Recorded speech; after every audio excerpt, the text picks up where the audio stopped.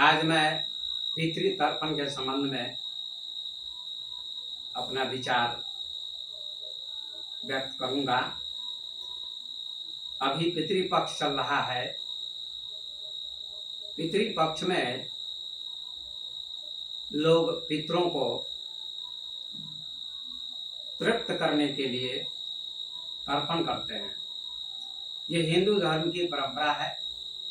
लोगों की मान्यता है कि जो लोग मर चुके हैं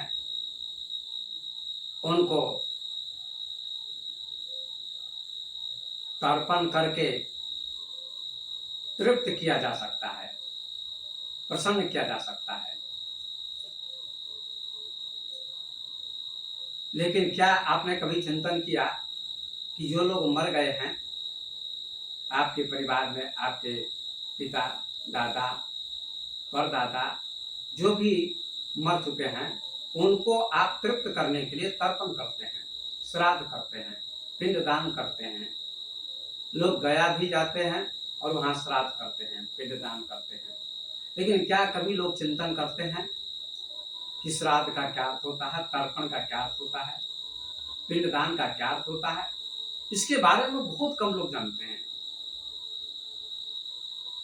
परंपरा के आधार पर लोग पितृ तर्पण करते हैं, लेकिन तर्पण का अर्थ बहुत कम लोग जानते हैं। तर्पण का अर्थ होता है तृप्त करना। जैसे लोग जल देते हैं, पानी देते हैं कि हमारे पितर तृप्त होंगे, उनको पानी मिलेगा। क्या आपने कभी चिंतन किया, विचार किया कि मरने के बाद आपके पिता किस योनि में गए, आपके बाबा किस योनि में गए, आपकी माँ किस योनि में गई? आपको कुछ भी पता नहीं है। लेकिन ब्राह्मण पंडित कहते हैं कि जो आप जल देंगे तो आपके पिता को मिलेगा, आपके बाबा को मिलेगा, मरे हुए लोगों को जल मिलेगा और उनको तृप्ति होगी, तृप्ति मिलेगी। वे तृप्त होंगे, वे प्रसन्न होंगे और आपको आशीर्वाद देंगे। ऐसी मान्यता है, ऐसी परंपरा है। और इस पितृपक्ष में बहुत लोग, कथावाचक लोग पितृपक्ष के बारे में बोलते हैं कि आप पितरों को जल देंगे, श्राद्ध करेंगे पितरों के लिए, तो आपको पितर आशीर्वाद देंगे, आप प्रसन्न होंगे, आपके जीवन में खुशी आएगी, शांति आएगी, सुख आएगा। ऐसा कथावाचक लोग भी कहते हैं। आप YouTube पर सुनते होंगे और सुनते हैं, और बहुत प्रसिद्ध ये परंपरा है। लेकिन मैं कुछ कहना चाहता हूं कि इसका रहस्य क्या है। मरे हुए व्यक्ति किस योनि में गए आपको कुछ भी पता नहीं है, लेकिन आप मान्यता के आधार पर, परंपरा के आधार पर ऐसा करते हैं। आप जीवन में कभी भी अपने पिता, माता या बाबा, कोई भी हो, उनकी सेवा यदि सही से नहीं करते हैं तो मरने के बाद जल देने से उनको कोई लाभ नहीं होगा।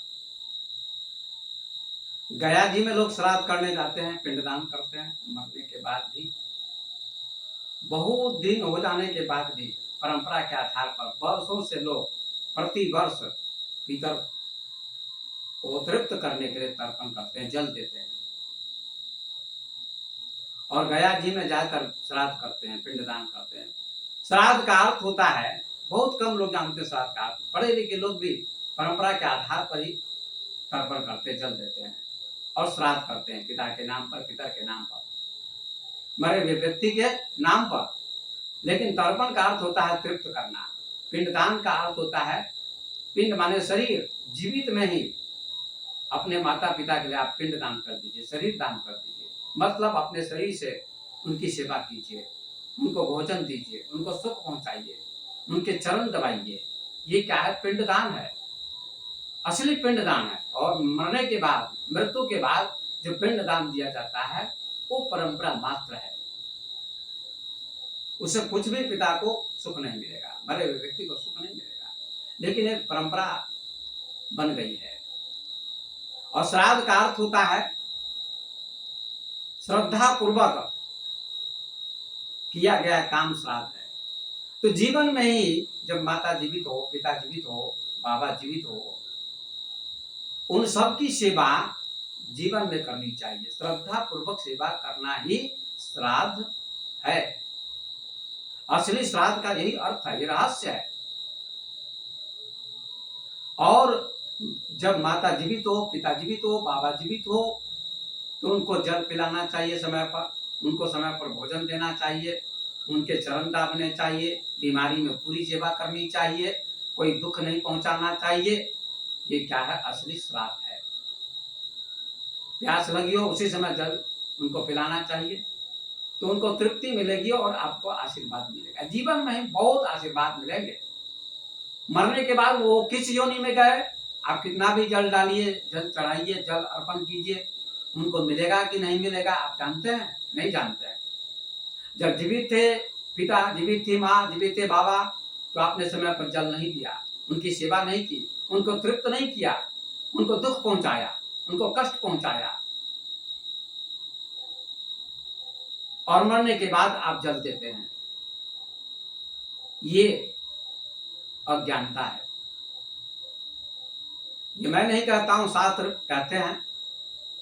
रामचरितमानस में तुलसीदास जी ने लिखा है अयोध्या कांड में कि काहू न कोई सुख दुख कर दाता, निज कृत कर्म भोग सब भ्राता। कोई किसी को सुख और दुख नहीं दे सकता है, अपने किए हुए कर्मों का फल सभी भोगते हैं। ये लक्ष्मण जी निषाद से कहते हैं। क्या ये बात मैं कहता हूं? मृत्यु के बाद कोई भी सुख और दुख किसी को नहीं दे सकता है। जीवन में सुख दिया जा सकता है, दुख भी दिया जा सकता है। अगर आप समय पर माँ को भोजन नहीं देते हैं, समय पर पिता की सेवा नहीं करते हैं, भोजन नहीं देते हैं, वस्त्र नहीं देते हैं, देखभाल नहीं करते हैं, तो आप उनको दुख दे रहे हैं। और समय पर देखभाल करते हैं, समय पर भोजन देते हैं, समय पर उनके चरण दाबते हैं, समय पर उनको भोजन देते हैं, पानी देते हैं, सारी व्यवस्था करते हैं, उनको प्रसन्न करने की कोशिश करते हैं, उनको सुख पहुंचाने की कोशिश करते हैं, तो उनका मन प्रसन्न होगा। यही सुख देना है। समय पर उनकी सेवा करना सुख पहुंचाना है, और सेवा नहीं करना ये दुख पहुंचाना है। लेकिन मृत्यु के बाद न कोई किसी को सुख दे सकता है, न कोई किसी को दुख दे सकता है। ये रामचरितमानस कहता है, तुलसीदास जी कहते हैं, मैं नहीं कहता हूं। क्या इसकी व्याख्या कोई कथा बातें कोई विद्वान करते हैं? नहीं करते हैं। जो असली बात है उसको लोग कहते नहीं समाज के सामने, और पढ़े लिखे लोग भी आंख बंद करके परंपरा का पालन करते हैं। भागवत में भी लिखा है कि गया जी में श्राद्ध करने से मुक्ति नहीं मिलती है। एक बार नहीं, 100 से भी ज्यादा श्राद्ध कीजिए तो भी पितर को मुक्ति नहीं मिलेगी, मरे हुए व्यक्ति को मुक्ति नहीं मिलेगी, शांति नहीं मिलेगी, तृप्ति नहीं मिलेगी। ये भागवत का कथन है, भागवत में वर्णन है, प्रसंग है भागवत का महात्मा में। गया श्राद्ध सतेनापि मुक्तिर्मे न भविष्यति, उपाय परम कंचित विचार्य सांप्रतम। गया जी में 100 से भी ज्यादा श्राद्ध करने से पितर को मुक्ति नहीं मिलेगी। गया श्राद्ध सतेनापि मुक्तिर्मे न भविष्यति, मुक्ति नहीं मिलेगी। मरे हुए व्यक्ति को, मृत व्यक्ति को मुक्ति नहीं मिल सकती है। आपके बाप, पिता को, दादा को, या माँ को, या किसी को जो मर चुके हैं, उनके नाम से श्राद्ध करने से मुक्ति नहीं मिलेगी। गया जी में पिंडदान करने से, श्राद्ध करने से पितर को मुक्ति कभी नहीं मिल सकती है। जीवन में ही उनकी सेवा करने से उनको शांति मिलती है, और मुक्ति तो अपने कर्मों से मिलती है। स्पष्ट तुलसीदास जी ने लिखा है कि काहू न कोई सुख दुख कर दाता, निज कृत कर्म भोग सब भ्राता। ये चौंकाने वाली बात है, ऐसी बात बहुत कम लोग कहते हैं। कोई किसी को सुख और दुख नहीं देता है, अपने किए हुए कर्मों का फल सभी को भोगना पड़ता है। सभी अपने किए हुए कर्मों का फल भोगते हैं, चाहे ऋषि मुनि कोई भी हो, विद्वान हो, मूर्ख हो, सभी को अपने कर्मों का फल भोगना पड़ता है।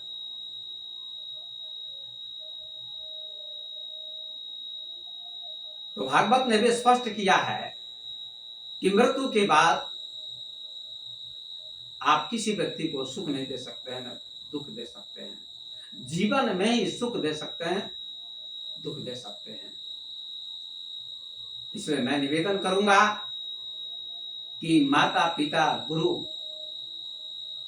की सेवा जीवन में ही करें। मृत्यु के बाद तो सेवा हो नहीं सकती है।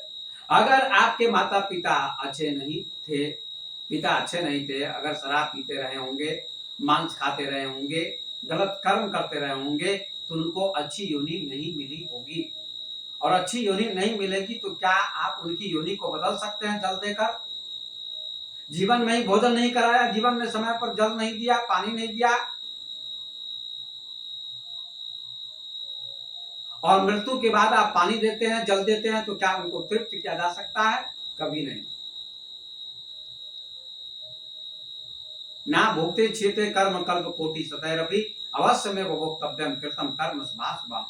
अपने किए हुए कर्मों का फल चाहे 100 करोड़ जन्म बीत जाए फिर भी भोगना ही पड़ता है। ये महाभारत में कहा गया है।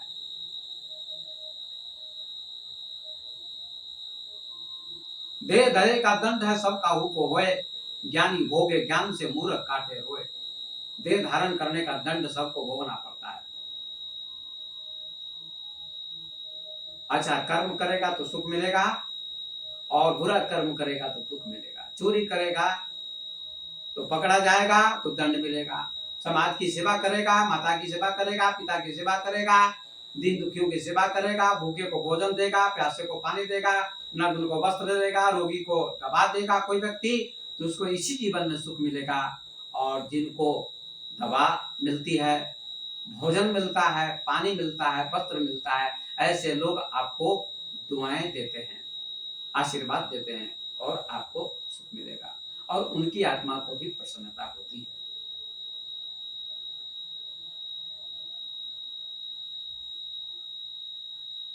किसी ने कहा है कि जियत पिता को दंडम दंडा मुए पितर पहुंचावे गंगा। जब आपके पिता जीवित थे, आपकी माँ जीवित थी, आपके दादा जीवित थे, तो आपने डंडा चलाया अर्थात उनका अपमान किया। मुए पितर पहुंचावे गंगा, और मर जाने के बाद आप गंगा में उनकी अस्थियों को डालते हैं, उनकी हड्डियों को डालते हैं कि उनको मुक्ति मिल जाएगी। ऐसा संभव नहीं है। ये सब भ्रम है, ये सब धोखा है, अंधविश्वास है।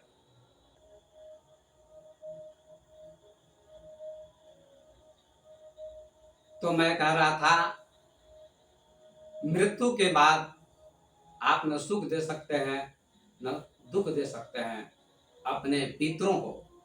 जीवन में ही आप सेवा करके उनको सुख दे सकते हैं, और अपमान करके उनको दुख दे सकते हैं। मृत्यु के बाद न कोई सुख दे सकता है न दुख दे सकता है। अपने किए हुए कर्मों का फल सबको भोगना पड़ता है। ये शास्त्र का सिद्धांत है, एक कर्म का सिद्धांत है। और गया जी में भी पिंड दान करने से मुक्ति नहीं मिलती है पितरों को। ये मैं नहीं कहता हूं, ये भागवत ग्रंथ कहता है। और आप सभी लोग ध्यान से सुनिए। बड़े बड़े विद्वान कथावाचक पितृपक्ष में अपना विचार देते हैं, और हजारों लोग उनको सुनते हैं, लेकिन वे कभी नहीं कहते कि वेद व्यास का अंतिम ग्रंथ भागवत है, और महर्षि वेद व्यास ने अंतिम ग्रंथ भागवत में लिखा है कि गया जी में श्राद्ध करने से मुक्ति नहीं मिलती है। अभी मैंने कहा, अब पढ़कर देखिए भागवत को। गया श्राद्ध सतेन अपि मुक्तिर में न भविष्यति। 100 से भी ज्यादा आप श्राद्ध करेंगे तो भी पितरों को मुक्ति नहीं मिलेगी। मुक्तिर में न भविष्यति, ये दुंदकारी ने गोकर्ण से कहा था।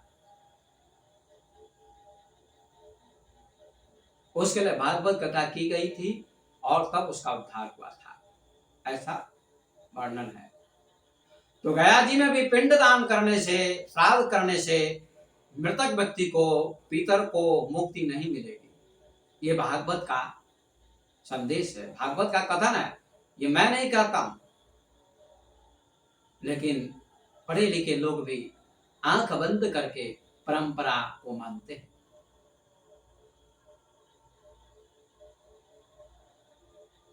कथावाचक विद्वान लोग ये नहीं कहते हैं कि जीवन में ही माता पिता की सेवा करो, मरने के बाद सेवा नहीं हो सकती है। कहते तो है माता पिता की सेवा करो, लेकिन मरने के बाद भी कहते जल दो, और वो भी इस महीने में, आश्विन के महीने में। जेठ के महीने में ज्यादा प्यास लगती है, अभी तो ज्यादा प्यास नहीं लगती पितरों को, लेकिन अभी जल दिया जाता है। जिंदा पिता सुख ना दिया, मुँह हाड़ ले गंगा गया, जल चून ले पिंडदान किया, तर्पण किया तो क्या हुआ। तर्पण के संबंध में किसी ने बहुत सुंदर कहा है, जीवित पिता सुख ना दिया या जिंदा पिता सुख ना दिया, मुँह हाड़ ले गंगा गया। जीवित में तुम पिता को सुख नहीं देते हो, और मर जाने के बाद उनकी अस्थियों को तुम गंगा में प्रवाहित करते हो और कहते हो कि मेरे पिता को मुक्ति मिल जाएगी। ये अंधविश्वास है, भ्रम है, ये पाखंड है। जीवित पिता सुख ना दिया, मुँह हाड़ ले गंगा गया, जल चून ले पिंडदान किया, तर्पण किया तो क्या हुआ। पिंडदान करते हो मरने के बाद और तर्पण करते हो, इससे कुछ भी नहीं होगा। पिंडदान देवे पितरन को, भक्ति विनाशम नासी। कबीर ने कहा है, पिंडदान तुम देते हो पितर को, लेकिन भक्ति नहीं करते हो, जीवन में उनकी सेवा नहीं करते हो, तो सब व्यर्थ है, सब नाश है। भक्ति बिना सब नाशी, भक्ति के बिना सब कुछ व्यर्थ है। इसलिए जीवित में ही माता पिता की तुम सेवा करो, उनको सुख पहुंचाओ, यही श्राद्ध है। श्रद्धा पूर्वक अपने पिता की सेवा करो, समय पर उनके चरण दाबो, बीमार हो जाने के बाद उनकी पूरी सेवा करो, ये श्राद्ध है, श्रद्धा है। आइए एक कहानी सुनाता हूं। कहते हैं दो भाई थे, एक वकील थे, एक डॉक्टर थे। उनके पिता का देहांत हो गया। जब देहांत हो गया तो श्राद्ध करना पड़ता है, परंपरा के अनुसार। समाज दबाव डालता है, श्राद्ध करना ही पड़ेगा, पिंडदान करना पड़ेगा। न जाने क्या क्या दबाव डालते हैं समाज के लोग। तो पिता का देहांत हो गया, दोनों पढ़े लिखे थे, एक डॉक्टर था, एक वकील था, धनी मनी थे। पिता के देहांत के बाद, पिता की मृत्यु के बाद श्राद्ध कर्म किया गया, पंडित जी को बुलाया गया। पंडित जी ने कहा श्राद्ध कर्म तो करना ही होगा, और इतने बर्तन देने पड़ेंगे, खटिया देनी पड़ेगी, पटिया देनी पड़ेगी, कपड़े देने पड़ेंगे, रजाई देनी पड़ेगी, गाय देनी पड़ेगी, तभी आपके पिता बैतरनी पार होंगे। गाय की पूंछ पकड़ के आपके पिता बैतरनी नदी को पार कर जाएंगे, उनको भगवान का धाम मिलेगा। खटिया भी दीजिए ताकि वे खटिया पर सोएंगे, आसन दीजिए ताकि आसन पर बैठेंगे, और 21 लोटे देने पड़ेंगे, 21 गिलास देने पड़ेंगे, 21 थालियां देनी पड़ेंगी, माने मतलब बहुत सारे बर्तन देने पड़ेंगे। और आपके मरे हुए पिता बर्तन में भोजन करेंगे, गिलास में पानी पिएंगे, लोटे में पानी पिएंगे, खटिया पर बैठेंगे, आसन पर बैठेंगे। ऐसा पंडित ने कहा, और सब लोगों ने समर्थन किया। समाज के लोगों ने कहा हाँ पंडित जी ठीक कहते हैं, आपके पिता को भोजन मिलेगा थाली में, और लोटा में पानी मिलेगा, गिलास में पानी मिलेगा, बैठने के लिए आसन मिल जाएगा। पंडित जी ठीक कहते हैं। पंडित जी ने कहा ये सारे बर्तन आपके पिता को मिलेंगे, इन बर्तनों के माध्यम से आपके पिताजी को भोजन मिलेगा, गिलास के माध्यम से पानी मिलेगा, लोटा के द्वारा पानी मिलेगा, आसन पर बैठने का उनको अवसर मिलेगा, सब कुछ उनको पहुंच जाएगा। खटिया भी पहुंच जाएगी, पटिया भी पहुंच जाएगी, बर्तन भी पहुंच जाएंगे, और गाय भी पहुंच जाएगी। गाय की पूंछ पकड़ के वे बैकुंठ चले जाएंगे, उनको दूध भी मिलेगा।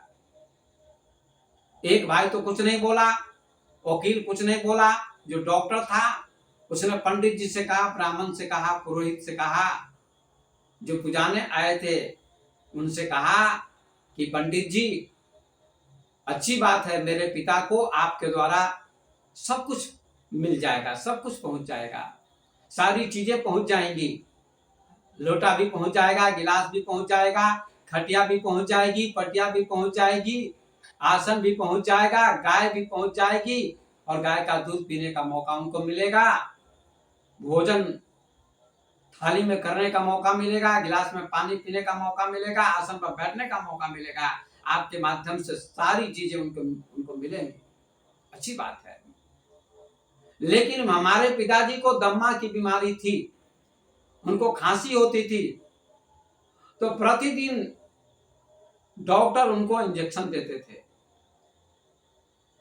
दम्मा का इंजेक्शन देते थे, तब उनको ठीक रहता था, उनका स्वास्थ्य कुछ ठीक हो जाता था।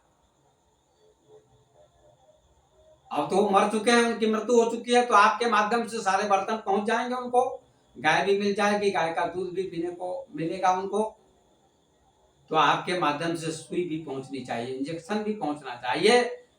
तो पंडित जी, पुरोहित जी, आपको प्रतिदिन सुई दी जाएगी आपके हाथ में, प्रतिदिन आपको इंजेक्शन दिया जाएगा और आपके माध्यम से मेरे पिता को इंजेक्शन मिल जाएगा। क्या इसको आप मानते हैं ना? आपके माध्यम से इंजेक्शन पहुंचेगा ना? जब सारी चीजें पहुंच सकती हैं, लोटा पहुंच सकता है, थाली पहुंच सकती है, गाय पहुंच सकती है, खटिया पहुंच सकती है, पटिया पहुंच सकती है, तो इंजेक्शन भी तो आपके माध्यम से पहुंच जाएगा। तो प्रतिदिन आपको पकड़ के लाया जाएगा और आपको मोटा मोटा इंजेक्शन दिया जाएगा। पंडित जी ने कहा, बाप रे बाप, ऐसा कभी नहीं होगा, मेरे द्वारा इंजेक्शन कैसे पहुंचेगा? मेरे द्वारा इंजेक्शन कैसे पहुंचेगा? मुझे इंजेक्शन मत दीजिए, कैसे इंजेक्शन पहुंचेगा मेरे द्वारा? तो डॉक्टर ने कहा, मूर्ख पंडित, जब सारे बर्तन पहुंच जाएंगे आपके माध्यम से और खटिया पहुंच जाएगी, पटिया पहुंच जाएगी, गाय पहुंच जाएगी, तो इंजेक्शन क्यों नहीं पहुंचेगा? इसका उत्तर दो। पंडित तो कुछ नहीं बोल पाया, हक्का बक्का हो गया और कहा, यजमान माफ करो, मैं तो चला, मैं तो अपने घर पर चला, मैं इंजेक्शन नहीं लूंगा। तो डॉक्टर ने कहा, तुम लोगों को धोखा देते हो, कोई भी बर्तन तुमको नहीं मिलेगा, न खटिया मिलेगी, न पटिया मिलेगी, न लोटे मिलेंगे, न गिलास मिलेंगे, न थालियां मिलेंगी, न आसन मिलेगा, न गाय मिलेगी। तुम ठग हो, लोगों को मूर्ख बनाते हो। पंडित जी वहां से भाग गए,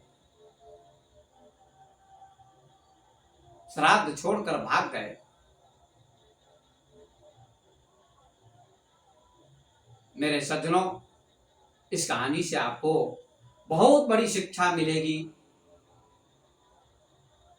कि वे सारे लोटे तो पंडित के घर में जाते, थालियां भी उनको मिलती, पिता को मिल नहीं सकती, क्योंकि पिता तो मर चुके हैं।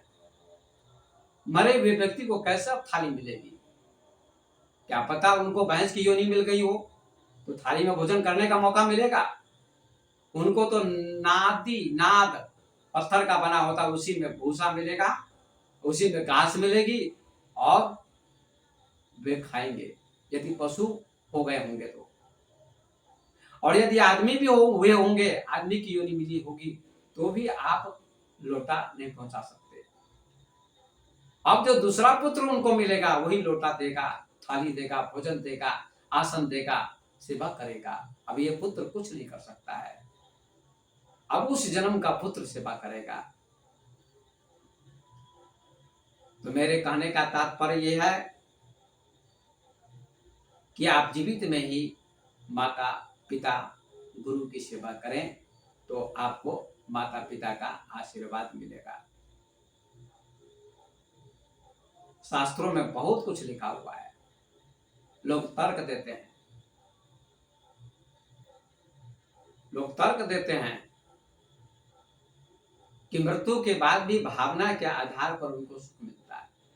तो जीवित में भी तो भावना आप कर सकते हैं।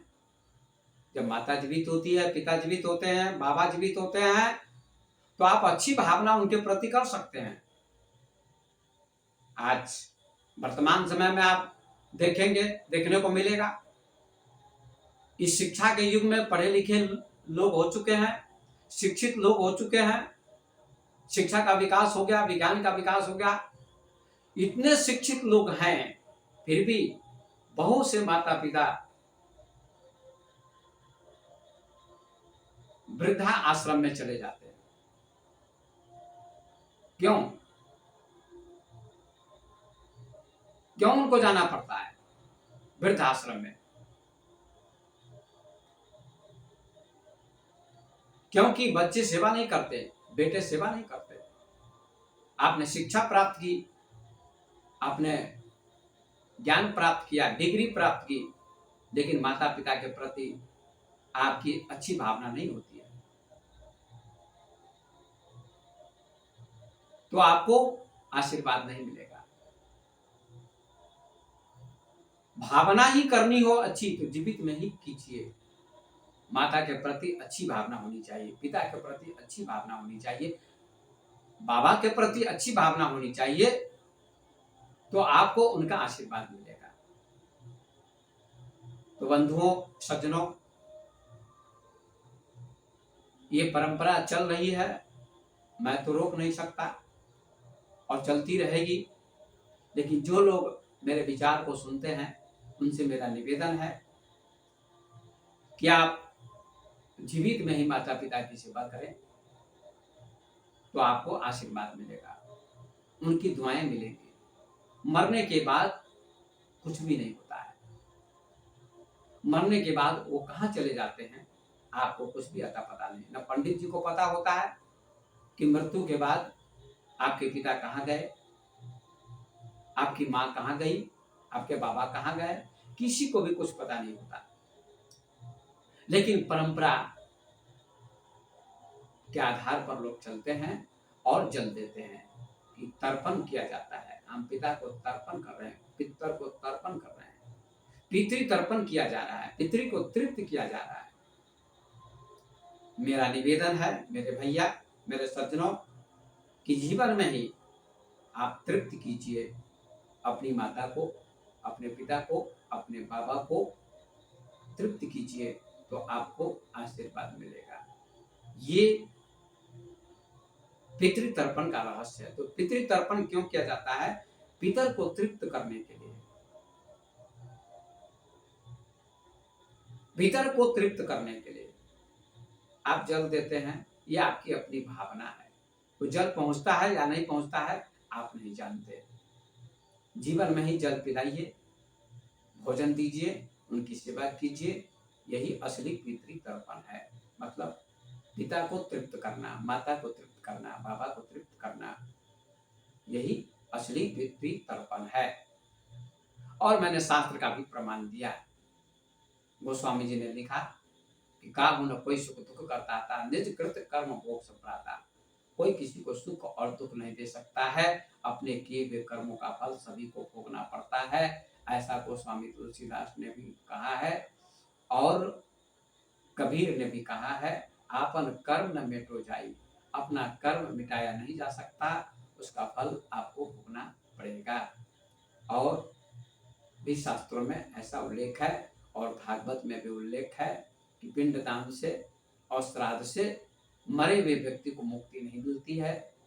भागवत कथा से दुष्टकारी को मुक्ति मिली, ऐसा वर्णन है। श्राद्ध से मुक्ति नहीं मिली, ये भागवत का प्रमाण है। इसलिए जीवन में ही पिता का श्राद्ध कीजिए। मतलब श्रद्धा पूर्वक सेवा करना ही श्राद्ध है। श्रद्धा क्रियते इति श्राद्धम। श्रद्धा पूर्वक जो उनकी सेवा की जाती है, कर्म किया जाता है, यही श्राद्ध है। इन्हीं शब्दों को कहते हुए अपनी वाणी को मैं विराम देता हूँ। इस पर आप चिंतन करें, विचार करें, तो आपको लाभ मिलेगा। और परंपरा में भटकने का प्रयास न करें।